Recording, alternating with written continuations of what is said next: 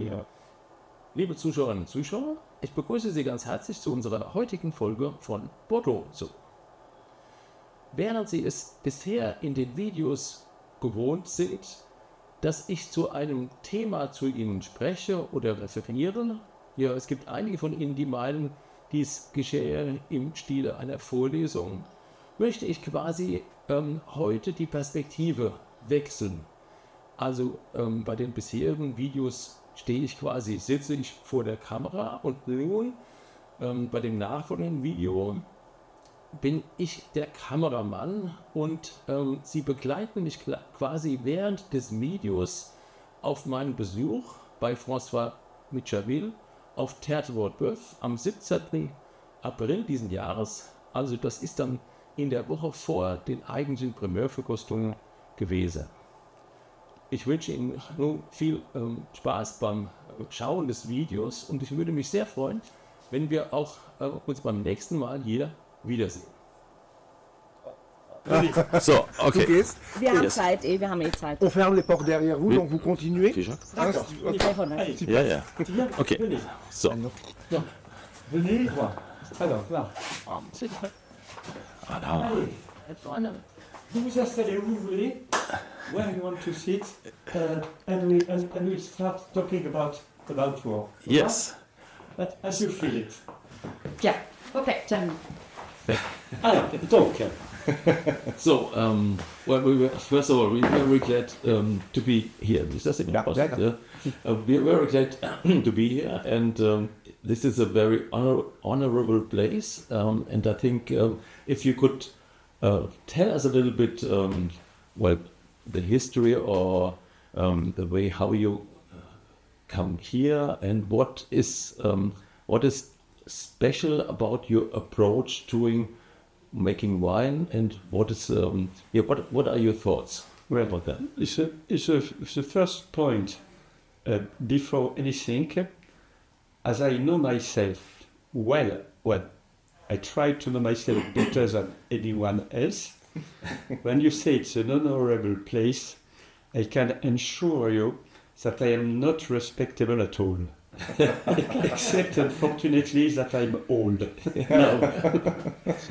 Now, to say some words about my life in wine, I am from a Mediterranean family of producers of wine, Collioure, Côte du Roussillon, Catalan people, and transporters of wine from the south.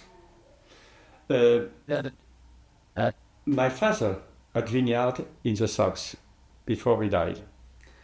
And when I came in the local agency of transport here, I fell in love with my wife, and the property was abandoned.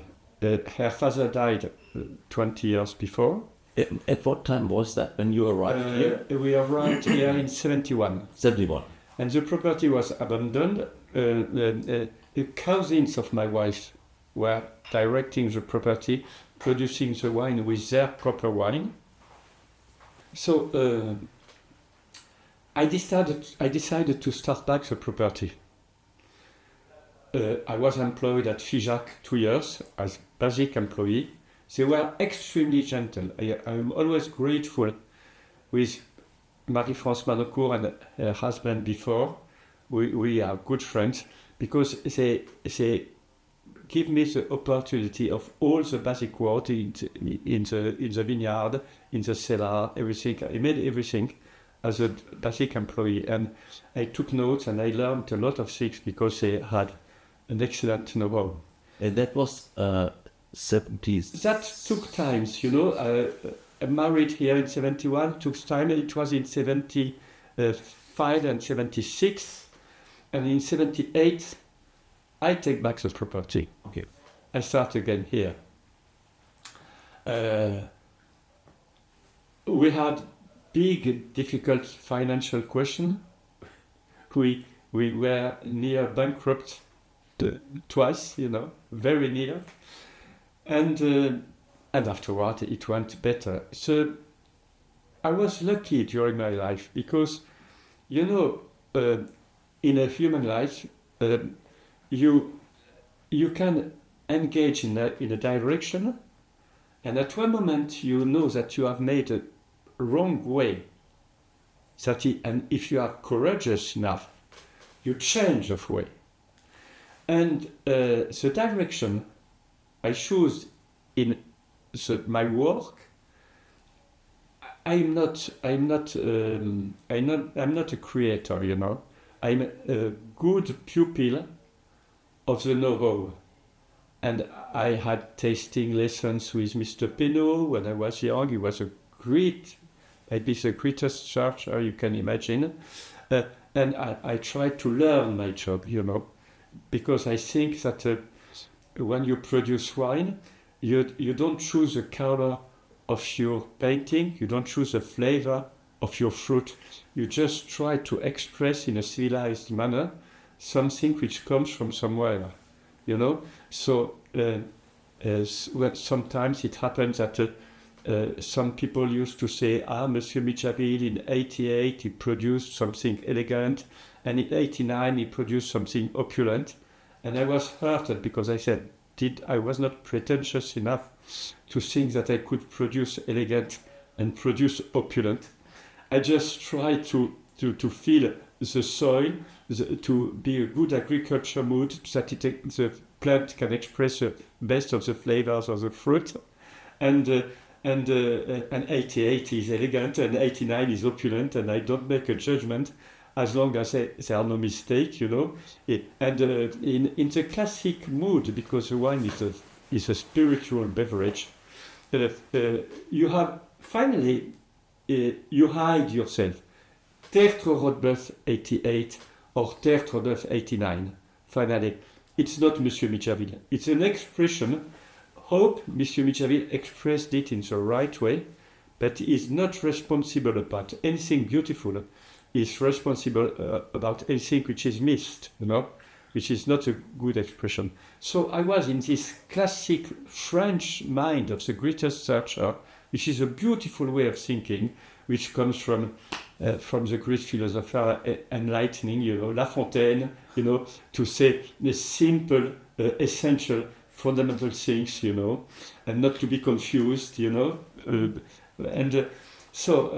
Then, fortunately, after about 15 years, let's say it happened we started in 78 here, and maybe in 1994, I asked my enologist, I said to him, no, many new ways of working the wine appear on the trade, powerful, huge, impressive, blue, inky, black colors. And I was thinking, I'm 45 years old, might be I'm losing the feeling of the beauty, you know. So we stand here on the table.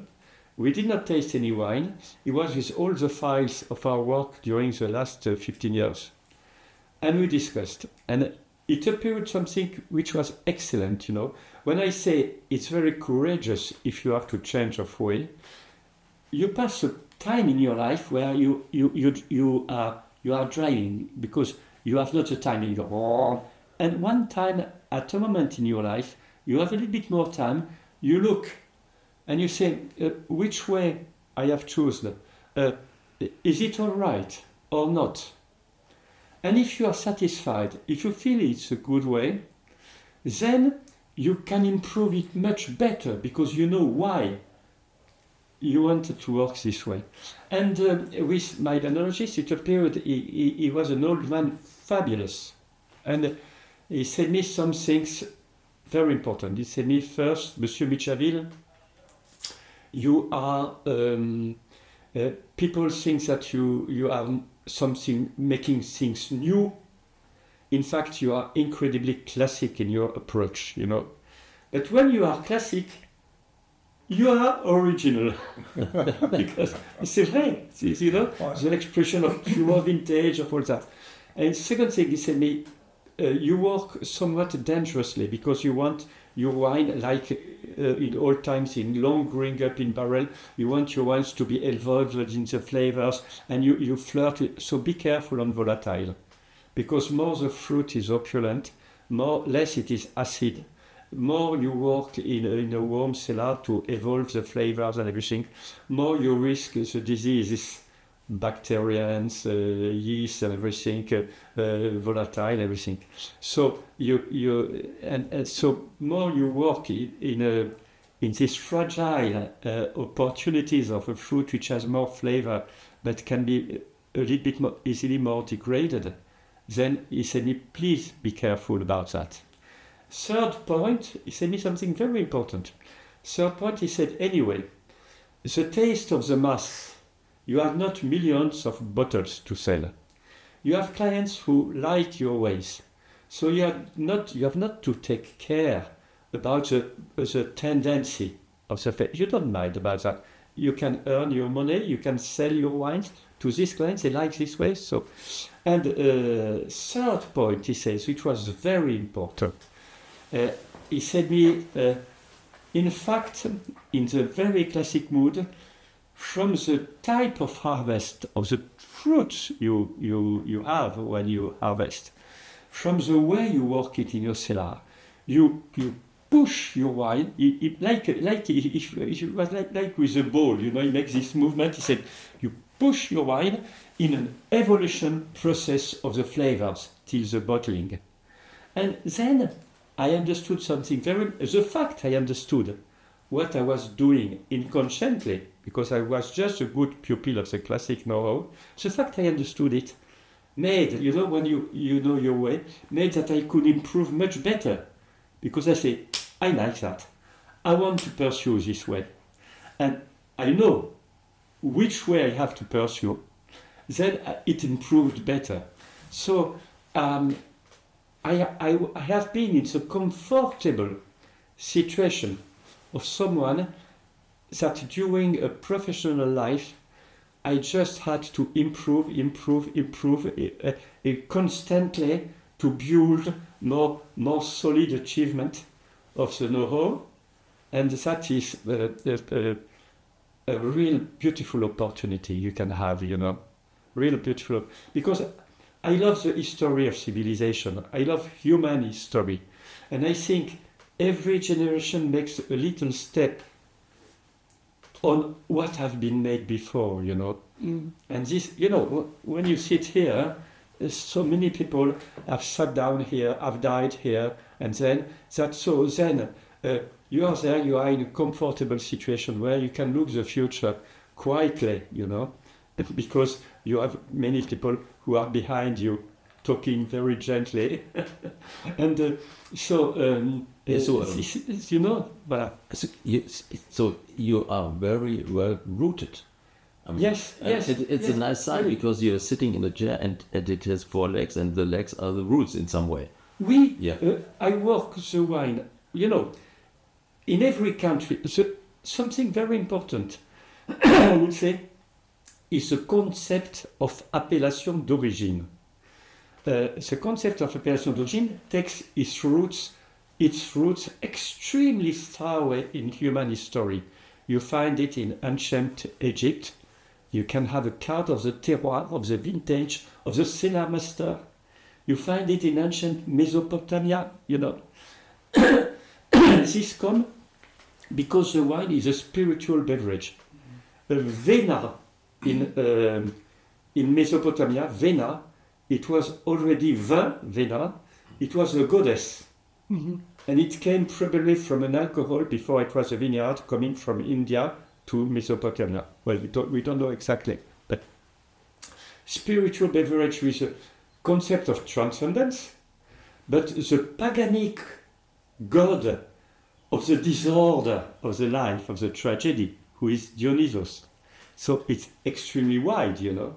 And for this reason, I presume that lovers of wine, all through its history, wanted the wines to be something very authentic. You know, it's a concept of growth, forbidden to buy fruits, forbidden to irrigate in great wines, You could say it's stupid. You could have better wine if you buy fruit, if you irrigate. If you think the wine grower is an artist, you could have something better. But the concept of growth, you would lose the spiritual emotion of something that goes from somewhere. And if pure vintage with no selection, with a strange, disturbing variety of the flavors, depending on the cloud, on the rain, and how the fruit matured, you know? So this concept of appellation d'origine is extremely emotional, and it goes further because it goes from the soil, from the climate, from the human know-how of a country, and from the people, you know? German people will not express the flavors of the fruit if they were the same way that a French, than an Italian, than an American. Very, very funny to think that the American world who thinks he dominates the world have the concept of winemaker that does not exist in our language, not at all, you know. It's quite disturbing for us, the concept of winemaker. So every country expresses, and in fact, I am the son of the French history, of the Bordeaux history, and I make the little step in my generation to try to improve more beautiful flavors. But there is no need to make a revolution with the flavors of a fruit. You know, we would like to make you to be, I am creator. No, it's no need, not necessary. It might be, it would be a wrong idea, because when the birds eat the fruit, it's once a good time to harvest anyway. You know, and so these principles, they were very simple, and just try to work as well as you can, and it appears, you know, it's a produce of nature, of civilized nature. If you trust too much in the civilization, you are a winemaker, you break something, and you have just the potential to add things. If you think too much of the nature, if you are afraid about civilization, you can produce something awful, because the nature, even vinegar, is a know-how. It can be much more awful than vinegar. So it's the right expression, you know. But this is not difficult to conceive. Just afterwards to try gently to work the best way. And because of its spiritual history, the wine is a marvelous know-how, because all through history, wine growers, you could say, have been in advance in front of other trees, because it was the blood of the Christ, because whatever you want. And it's an incredibly elaborated agriculture know-how. You know, you could say to sell a wine, you sell an agriculture art of living. You could say in a certain way. And incredibly achieved in the wine, because we took more care with our pleasure with wine than did the culture of potatoes. Even if the potatoes are excellent, you know. That's why. That's why. Yeah. And so this is basically what you say is that means then in consequence you don't produce a second one. No, because in your understanding it just doesn't make sense. That is very interesting, because the concept of appellation d'origine, it came low in 1936. This concept starts in the beginning of this century, the 19th century. Do not forget that in 1905, separation, we separated the church and the government. Séparation de l'Église et de l'État. It means that the concept of appellation d'origine, instead of being the transcendence of the beauty of God, was the transcendent, immanent of the variety of the flavors coming from the nature and from the know-how. It means that a little Beaujolais is as great as a great Bordeaux, because you express a variety, and the variety is much more fundamental than the idea of one truth, which is in certain way quite stupid, you know. And the concept of appellation d'origine is the originality of the flavors, coming from the soil, the human, the civilization, the know-how. And then, if your soil is good, because a good terroir is something very simple. The wine is a produce of peasants, you know. Peasants, they did not think the wine has to suffer because the priest blow in wine on his sacrifice, you know. No, the peasant, they say, if the plant is in good health, we have good fruits, you know, and it can be profitable. And they think a good terroir is good because it produces good every year, you know, obviously. And it doesn't frost, it doesn't hail, it doesn't. So, then, if you have a good soil, you can play the game of the disturbing strangeness of the original flavors of the vintage. That is quite essential, you know. In your life, in music, in food, in whatever you want, when you find a different tone, and the tone is beautiful, you feel a hope and a pleasure, because you think that you will grip one truth that you will never find anyway. You will die stupidly anyway. But to find something a little bit different, the music different, you think you will find a truth that what you knew was in a certain way disappointed because there is no truth. So the variety, the emotion of the variety of the flavors is something fundamental in the human ways to try to find something that we will not find anyway, you know. So the concept of growth as is extreme original expression of the flavors if you express the disturbing variety of the vintage. And in a good growth, it's extremely surprising. Within a few minutes, we'll test, as an example, 2025. Well, dense, sunny, rich, exploding. We'll taste afterwards, after 2025. We'll taste 2024. Rainy all year during. And you have something slightly decadent, voluptuous, no, completely other expression. And you will see that you are really disturbed because you cannot say 2025 is better because more concentrated, more rich. No, they have two so different flavors and so emotional. And moreover, when I was young,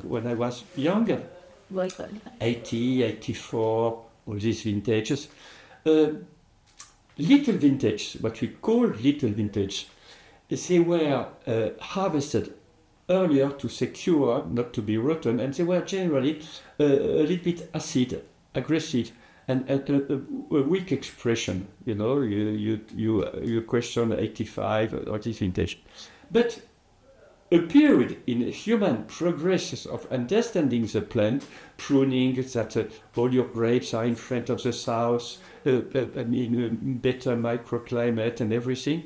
The know-how has enabled us to express in good soil with an equal charm vintages cloudy, vintages rainy, vintages sunny, and that is extremely, it's a great pleasure. To give you a simple example, 2018, muscular, you put at the end of the lunch with a cheese, boom. 2019, opulent like an oriental cake, you know. Someday you don't want to taste 2019, you know.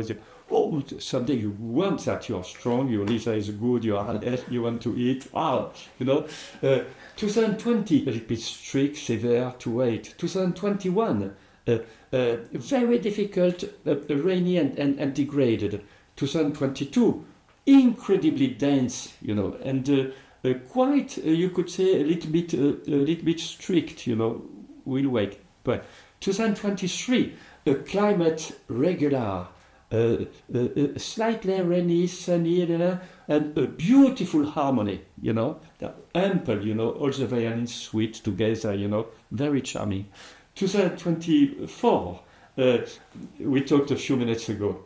2025, with a hint of a strange dynamic in the flavors, because the heat waves were so strong and so violent that the plants stopped working, and you had flavors of zest of orange and things that makes a dynamic quite a little bit disturbing in the heart of a ripe fruit, Ça, c'est très étrange. 2025.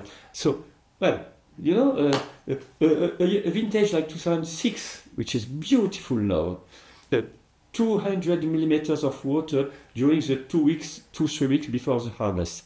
Something gently degraded, and when you play with the water, when you harvest in due time, in the same time with fresh fruit, very charming vintage. I would prefer 2006 maybe to 2005. Everybody says 2005, great vintage because everyone has succeeded, muscular, we think. And myself, I really love it, but I would not like to make a stupid judgment about the beauty in a variety of flavors, So that's my personal feeling, C'est vraiment intéressant, le millésime pur, c'est intéressant. Well, thanks a lot for your insight, for the. I think we can better understand your approach, and basically it means, if you look at the wine critic, if you look, we have grown accustomed to that we rate wines with points. So we say, okay, you have this vintage is a perfect vintage, and that's not your understanding, because for you every vintage is, well, if you do it right, it's the perfect expression of what is to be expressed. Oui, and moreover, I would say that it's a general point of view. The beauty, flavors, music, whatever you want, gastronomy, the beauty is an animal expression, which an animal language that is infinitely more true than any reasonment. We need the reasonment. 1 + 1 makes 2. That's it. Very useful. But why these 3 notes of music makes an emotion? It's your civilized animal that feels it, So what happens is that the concept, the feeling of the beauty is in itself full of non-certitude. This morning you feel like that, you taste this way. This afternoon you feel like that, you taste this way. It's full of non-certitude. And you can look a movie, one day you don't like it, and 2 years after, and say, wow, I was stupid, it was a beautiful expression, And in front of the non-certitude, we try to secure ourselves, because we are afraid of non-certitude. We try to secure ourselves by reasonment. We said it's good because of that. It's bad because of that. I know why it is bad, And moreover, the most terrible, you can come to moralist reasonment. It is not the beauty, because, there is a hint of barrel, it's not natural, so I condemn, And that is the most essential error, that we have to be careful not to fall in this trap, C'est très important. L'incertitude, we have to be, that is strange, because we have the culture, but the culture has to help our animal sensuality, and you have to be spontaneous, like babies in the moment we taste, with no pretension. Emile Pénaud, he died 40 years ago, but he was probably the greatest searcher in the world who built the column of the know-how of the century, he wrote in one of his books a reproach to young testers, in his team of searchers, to lack of enthusiasm.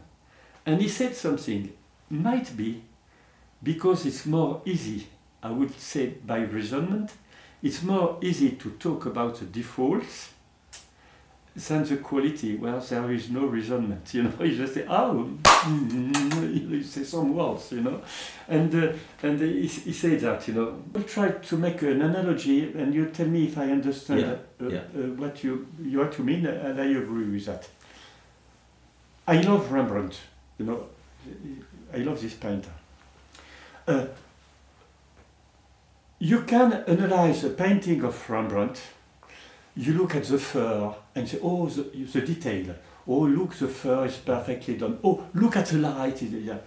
And if you try to feel Rembrandt as a whole, he presents a bourgeois. The bourgeois has to defend the moral. So it's like that, He has a book to show the moral. He's good because he's sensual too, and you feel that he's a little bit red, and he put his hands to the back of the domestic, because he sustains the moral, but a little bit red, full of life, of humanity and everything. You say some words about the whole, and you feel what wants to tell you Rembrandt in its human realism. Yeah. But if you say, like in wine, which is the acidity, which were the yields, when did you harvest? Like the critics who say, you have seen the light here, or you have seen the fur, how it was well painted, exactly. Yeah. Yes, sir. Yes. Ouais. Yeah. Well, perhaps. Thank you very much. For the moment, for basically letting us share on your thoughts and the way you make your wines, and I think that it is. I'm sorry. No, that's a cat arriving. And I'm a big fan of cats. This one, she's incredibly gentle. Yeah. And